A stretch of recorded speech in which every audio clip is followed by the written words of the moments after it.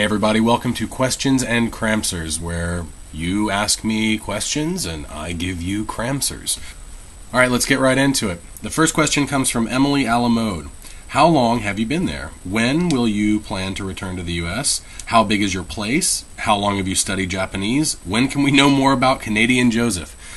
That's a lot to answer, but I'm going to get right to it. How long have I been here? At this moment, I've been here for about a year and 2 months. I think she's asking, will you plan to return to the U.S. And when? I'm actually going back to the United States in December for my wedding. If you're asking when I'm going back permanently, I don't know. Right now, I don't have a time frame for when I plan to be back in the U.S.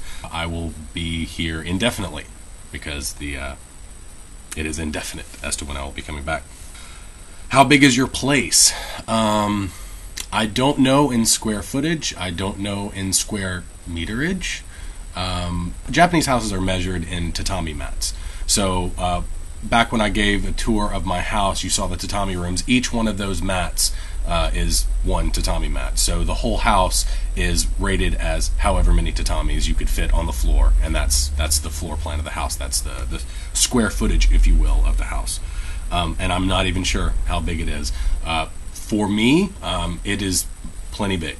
For me and one other person, that person being my fiance, it is big enough.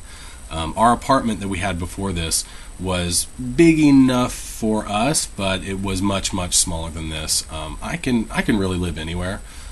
So if you're asking if it's too big or too small, it's neither, because I can live really anywhere. How long have you studied Japanese? So before coming here, I had kind of studied Japanese off and on for the better part of 10 years, but I don't feel like I ever really studied Japanese. I had several phrase books, ones that really haven't done me any good in the long run, but about a month before I came here, maybe 2 months before I came to Japan last year, I started learning the written language and actually started focusing on grammar and writing and, you know, the real parts of learning a language, and not just asking, you know, toire wa doko desu ka?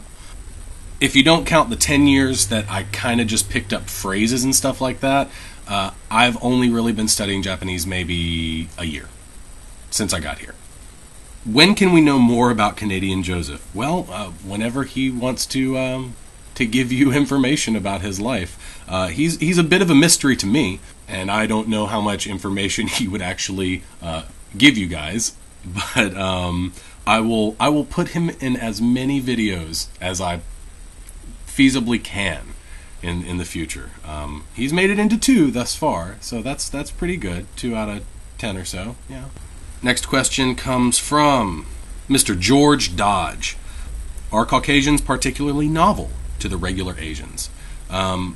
I assume you're asking here, are white people special in Japan?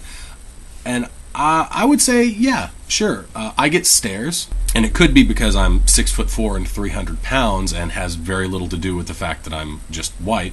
But yeah, I would say that being foreign is a little bit special here. As I understand it, foreigners represent around about 2%, probably less, of the residents in Japan, the rest being native Japanese. So, you know, 1 or 2 out of 100 is not so many. We are pretty rare. I would say that there's definitely something exotic to the Japanese about foreigners who are noticeably foreign. Okay, so that's all of the questions that I have for today. If you would like to send me a question, please leave a comment on this video, or you can send me a private message on YouTube, or actually tweet me on Twitter at DustyCramCram, and I will try to put your question into the next segment that I do. If you want to be really fancy and send me a video question, that would be perfectly fine. Just send me a Dropbox link or something that I can pull your video from, and I will try to cut that into the next segment I do. Thanks a lot to Emily and George for your questions, and we'll catch you guys later.